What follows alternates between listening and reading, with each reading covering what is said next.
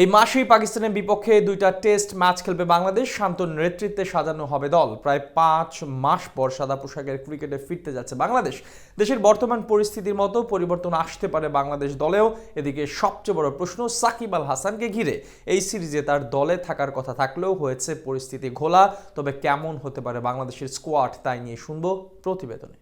বাংলাদেশ বদলে গেছে। এখন ক্রিকেটে ভাগ্য বদলানোর প্রত্যাশায় দর্শকরা। দলে আসবে পরিবর্তন। এবার ঘুরে দাঁড়াবে বাংলাদেশ। সত্যিকারের টাইগারের মতোই পারফর্ম করতে শিখবে টাইগাররা। কাকতালীয়ভাবে দেশ পরিবর্তনের পর প্রথম সিরিজেই বাংলাদেশ মাঠে নামবে পাকিস্তানের বিপক্ষে। দেশের ক্রান্তি লগ্নে কোনো পোস্ট করা বা শিক্ষার্থীদের সমর্থন করেনি সাকিব। সামাজিক যোগাযোগ মাধ্যমে সমালোচিত হবার পর কানাডায় গ্লোবাল টি-20 লিগ খেলতে গিয়ে সেখানেও পড়েছেন দর্শকদের দুধ্বনির মুখে। এদিকে বর্তমান পরিস্থিতি তার অনুকূলে না থাকায় প্রশ্ন উঠেছে তার দেশে ফেরা নিয়ে। গত 7 তারিখ সংবাদ মাধ্যমে মুখোমুখি হয়ে এই প্রশ্নের উত্তর দেন বিসিবির ক্রিকেট অপারেশনসের সহকারী ম্যানেজার শাহরিয়ার নাফিস। তিনি বলেন, দেখুন, সাকিব আল হাসানের 12ই আগস্ট পর্যন্ত এনওসি আছে। 13ই আগস্ট দেশে আসার কথা, আমাদের কাছে রিপোর্ট করার কথা। আজকে 7ই আগস্ট তার আরও 2-3টা খেলা রয়েছে। তার সাথে যোগাযোগ করব এবং তার প্ল্যানটা জানার চেষ্টা করব। এরপর তিনি আরও বলেন, রাষ্ট্রপতির আদেশ অনুযায়ী সাকিব আল হাসান এখন সংসদ সদস্য নন। উনি একজন ক্রিকেটারই রয়েছেন। প্রত্যেকটা মানুষেরই নিরাপত্তার ব্যাপার রয়েছে, যেহেতু তার 12ই আগস্ট পর্যন্ত এনওসি রয়েছে।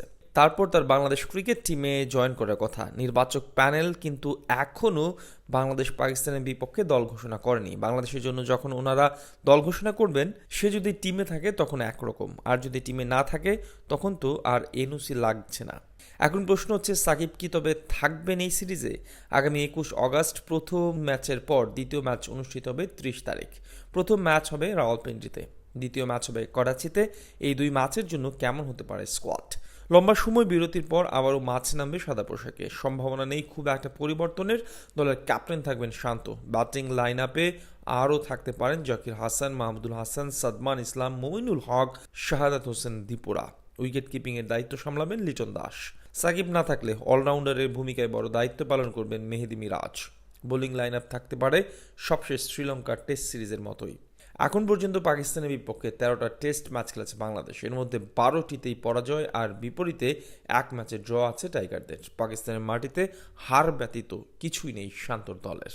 এক নজরে সম্ভাব্য স্কোয়াড: নাজমুল হোসেন শান্ত থাকবেন অধিনায়ক। আরও থাকছেন লিটন দাস, জাকির হোসেন, মাহমুদুল হাসান জয়, সাদমান ইসলাম, মুমিনুল হক, মুশফিকুর রহিম, শাহাদাত হোসেন দীপু, মেহেদী হাসান মিরাজ, তাইজুল ইসলাম, নাঈম হাসান, খালেদ আহমেদ, শরীফুল ইসলাম, মুশফিক হাসান আর নাহিদ রানা।